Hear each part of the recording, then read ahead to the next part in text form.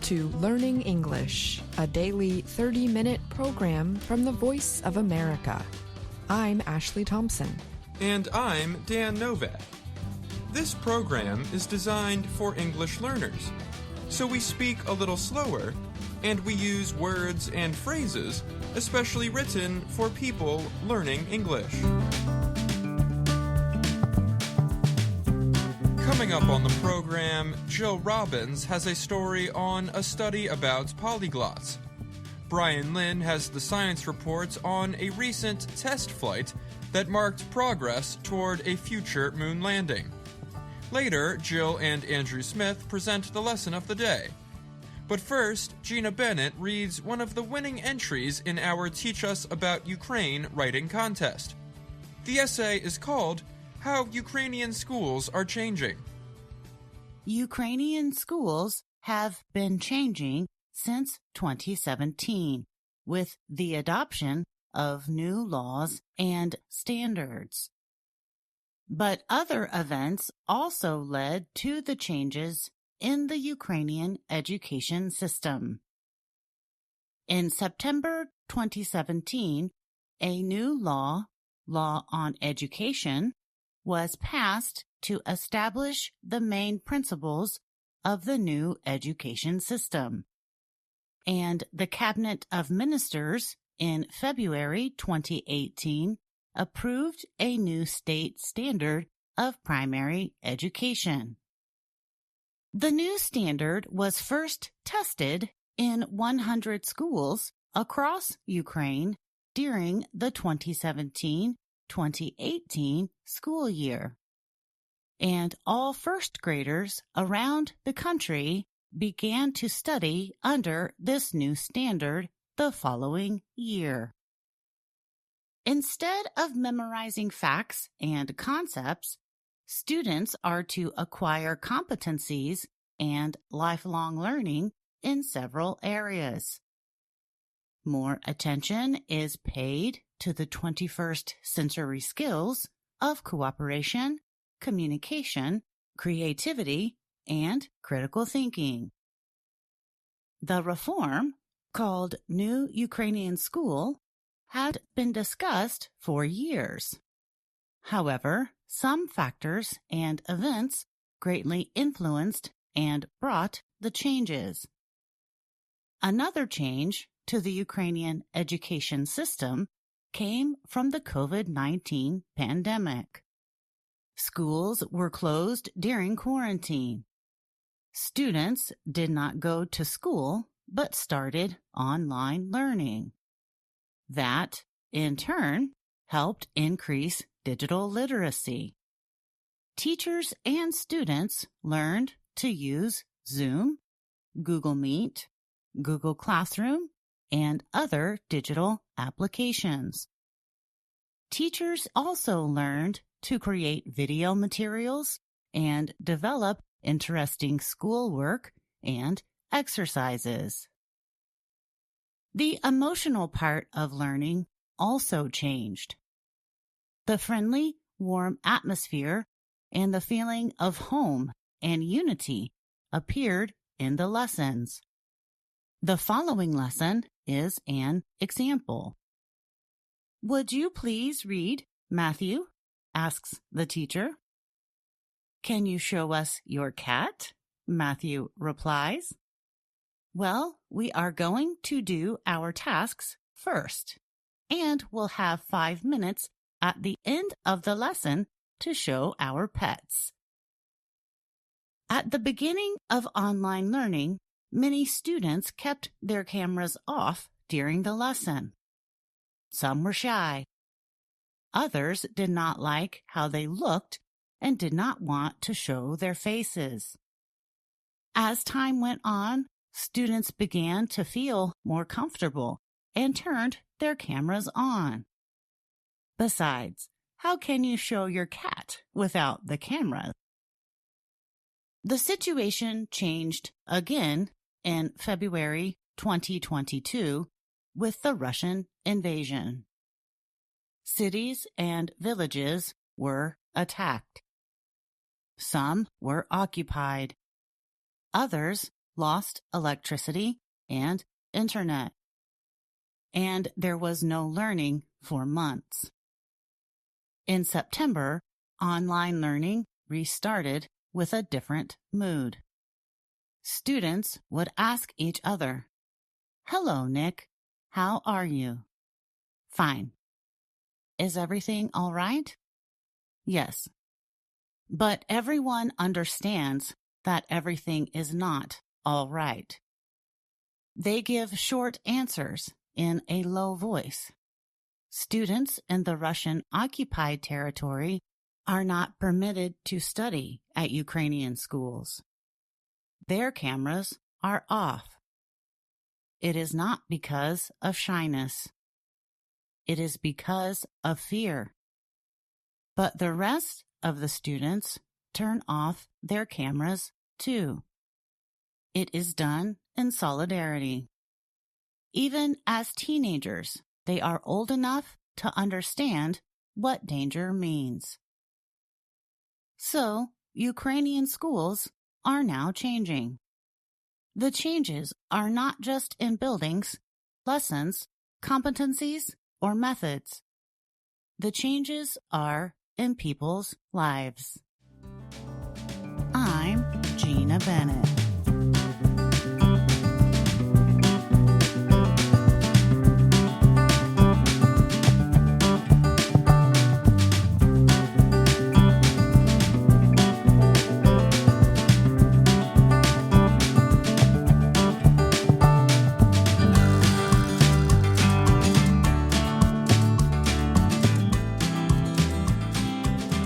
Most people around the world speak one or two languages, but some can speak three or more. These people are called polyglots, and they are helping researchers better understand how the human brain deals with language. In a new study, a team of scientists monitored the brain activity of 34 polyglots.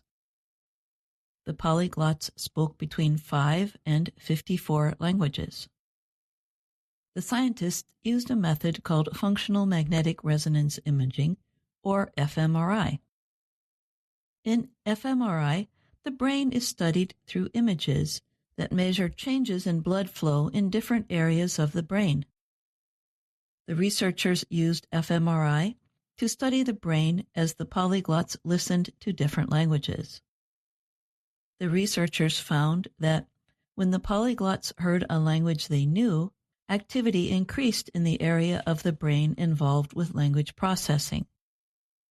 That area is the cerebral cortex. When they listened to a language they did not know or knew less well, there was less activity in the cerebral cortex. Evelina Fedorenko is a brain scientist at the Massachusetts Institute of Technology and a member of MIT's McGovern Institute for Brain Research. She was also a senior writer of the study, which recently appeared in the publication Cerebral Cortex. She explained the findings. "We think this is because when you process a language that you know well, you can engage the full suite of linguistic operations, the operations that the language system in your brain supports," Fedorenko said. However, an exception caught the attention of the researchers. For many of the polyglot participants, listening to their native language produced less of a brain response compared to hearing other languages they knew. On average, the response was about 25% less. And in some of the polyglots, listening to their native language activated only one part of the brain's language network, not the whole thing. Olesya Jaroflov is a brain scientist at Carleton University in Canada. He also helped write the report. He said that the brain's neural processes were more efficient or effective when the polyglots heard their native language. Therefore, the language network in the brain does not activate as much as when they do native versus non-native language processing, Jaroflov said. The brain's language network involves a few areas in its frontal and temporal lobes. Saima Malik Moreleda is a doctoral student at the Harvard-MIT program in Speech and Hearing Bioscience and Technology. She was one of the lead writers of the study. She said, the findings suggest that the way the brain finds or extracts meaning in language governs the brain's response to language. The more meaning you can extract from the language input you are receiving, the greater the response in language regions, except for the native language, she said. Of the 34 polyglots who took part in the study, 20 were men and 14 were women. They were between 19 and 71 years old. 21 were native English speakers. The rest were native speakers of French, Russian, Spanish, Dutch, German, Hungarian, and Mandarin Chinese. Researchers monitored the polyglots' brain activity as they listened to recordings in 8 languages. 1 was their native language. 3 were languages they spoke well, somewhat well, or somewhat. The other 4 were languages they did not know. Half heard recordings of Lewis Carroll's Alice in Wonderland. The other half heard recordings of stories from the Christian religious book, the Bible. I'm Jill Robbins.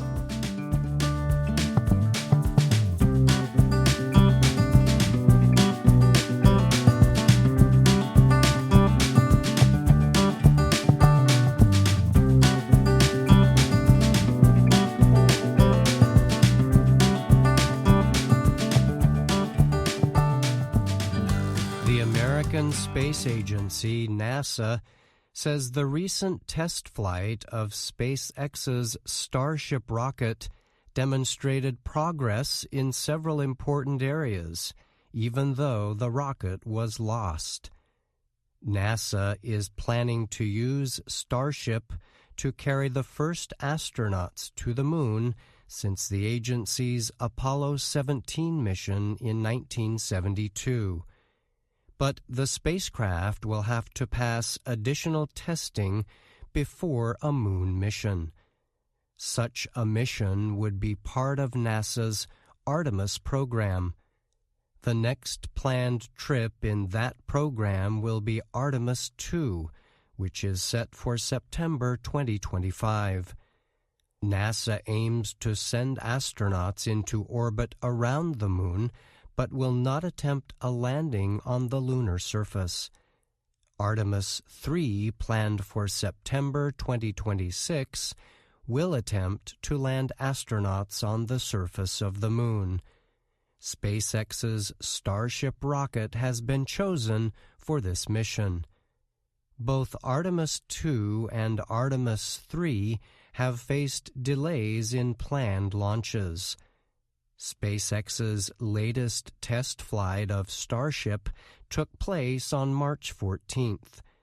Starship was able to travel farther than ever before during the flight, but the rocket broke apart when attempting to re-enter Earth's atmosphere.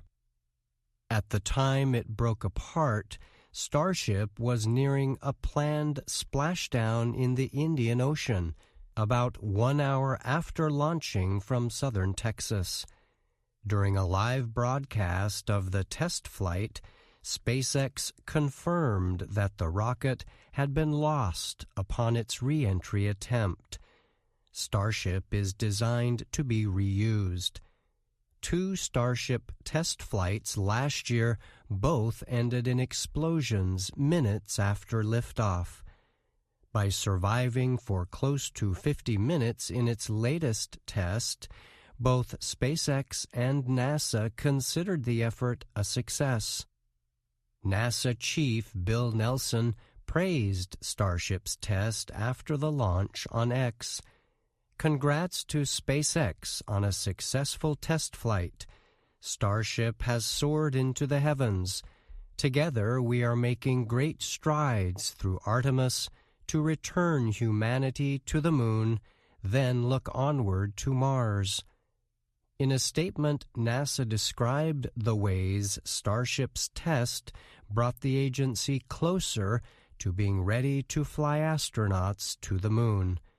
The space agency noted the rocket used its 6 Raptor engines to successfully separate from its first-stage Super Heavy booster. The Super Heavy itself was powered by 33 Raptor engines. During a Starship launch test last April, several of the booster's 33 methane-fueled engines failed, and the booster did not separate from the spacecraft. This caused the whole vehicle to explode and crash into the sea 4 minutes after liftoff. SpaceX was able to double the length of the flight during another test in November. While all 33 engines fired and the booster fell away as planned, the flight ended in a pair of explosions, first the booster and then the spacecraft. The U.S. Federal Aviation Administration, FAA, examined all the corrections made to Starship before approving the March 14th flight. The FAA said it was also investigating results of the latest flight. The tests are important for NASA and SpaceX. They permit engineers to test key systems and processes in flight scenarios in an attempt to gather data to support the continued development of Starship, said Lisa Watson-Morgan. She is the program manager for the Starship program at NASA's Marshall Space Flight Center in Huntsville, Alabama. SpaceX officials have said they plan to carry out at least 6 more test flights of Starship this year if the company receives all necessary government approvals. I'm Brian Lynn.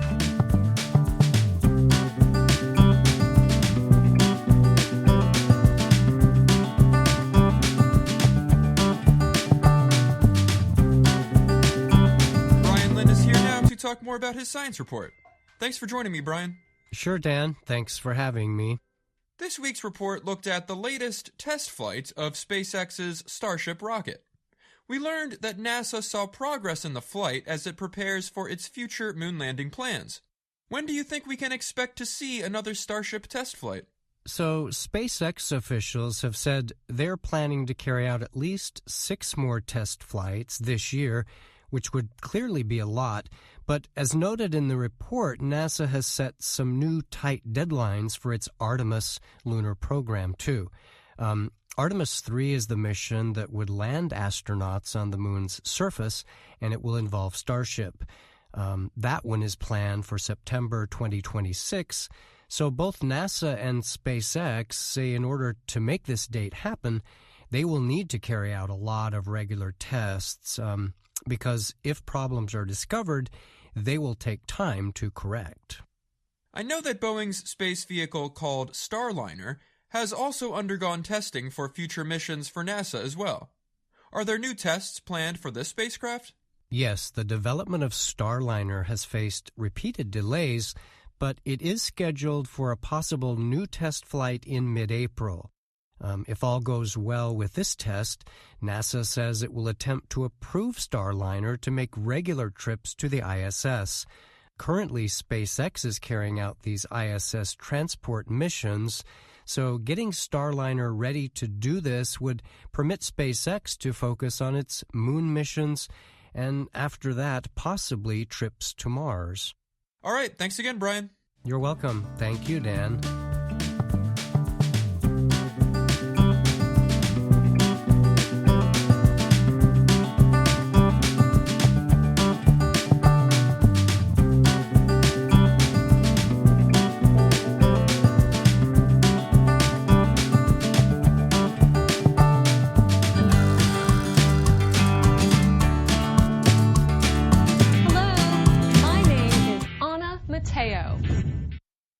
And my name is Andrew Smith. And I'm Jill Robbins. You're listening to the Learning English podcast. Welcome to the part of the show where we help you do more with our series, Let's Learn English. This series shows Anna Mateo in her work and life in Washington, D.C. The more you watch Let's Learn English, the more you will see that Anna is interested in many things. That's why Washington is a good place for her to live, because there are so many interesting things she can see and do. That's true. There are a lot of interesting things in D.C.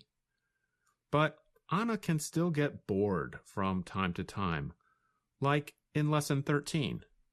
Let's listen. Hello! In Washington, D.C., there are many things to do on a Sunday afternoon. I like to exercise, I like to shop, I like to garden. But today, I feel bored. When I feel bored, I always look for something unusual to do. Anna talks about feeling bored, but then she does find something interesting. She finds a birthday party for the famous English playwright William Shakespeare.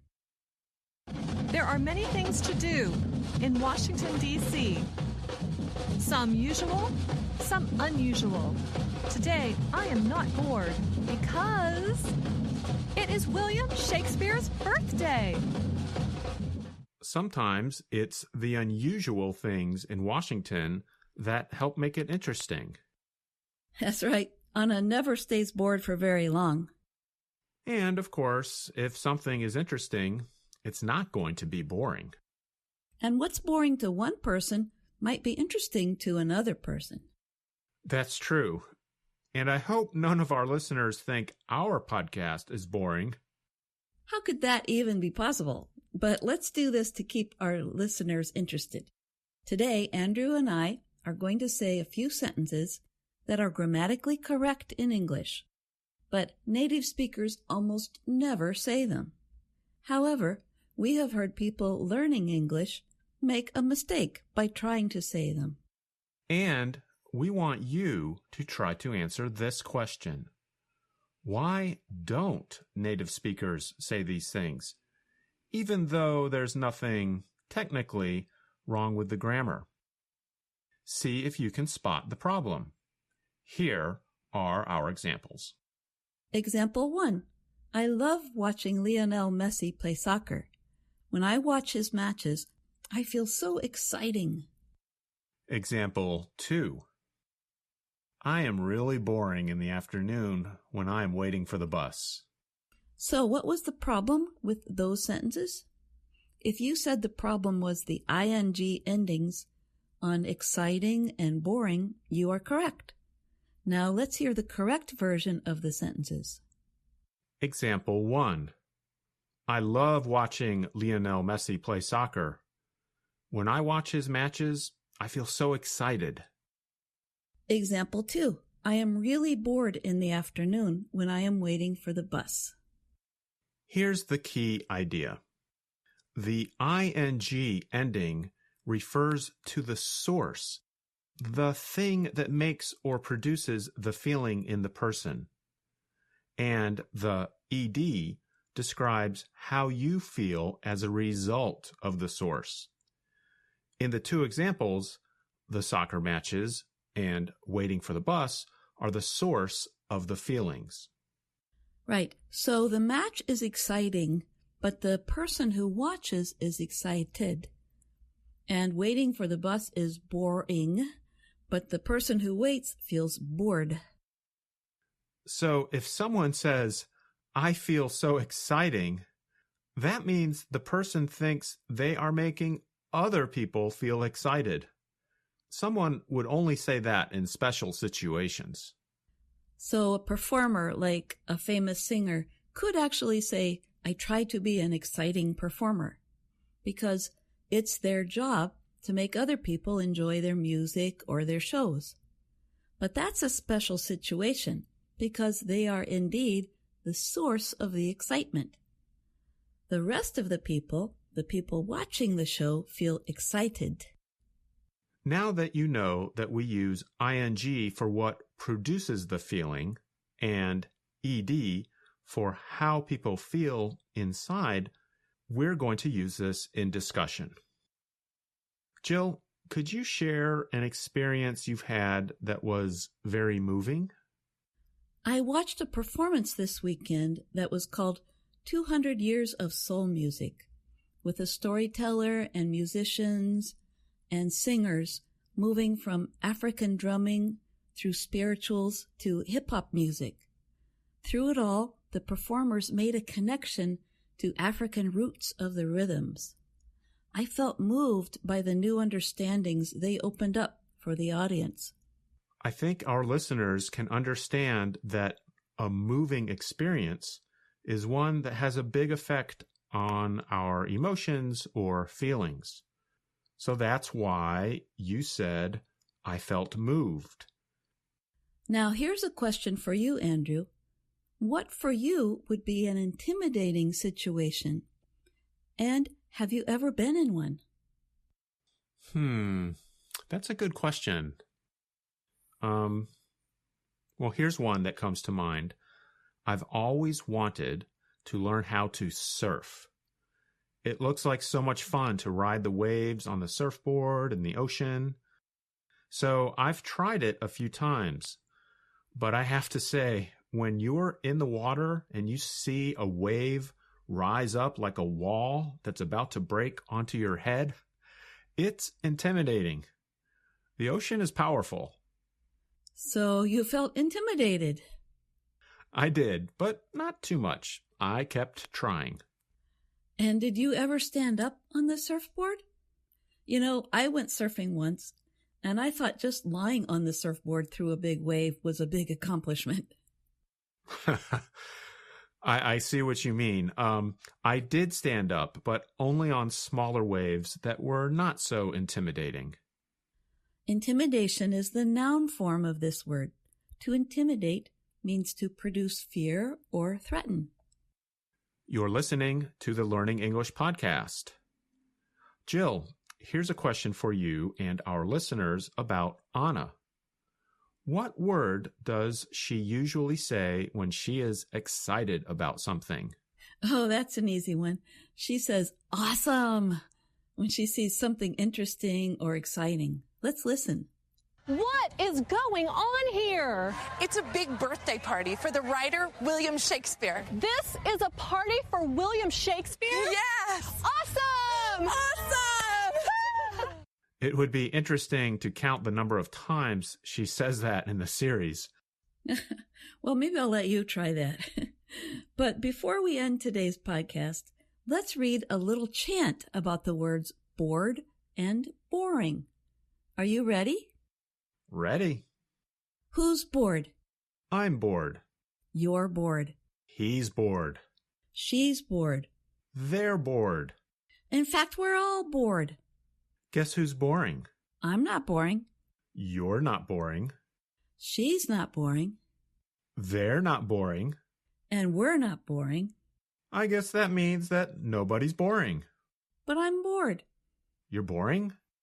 No, I said I'm bored. Well, then let's learn with VOA. They're not boring. All right. Jill, that was a fun chant you made. I'll bet it kept our listeners interested. I hope so. We don't want to be boring. No, we don't. But you know what? A little boredom is okay. Sometimes we just need to rest and do nothing. My cat is very good at that. Yes, cats are the champions when it comes to relaxation. So, whether you found our podcast interesting, boring, relaxing, or even confusing, thanks for listening to the Learning English podcast. I'm Andrew Smith.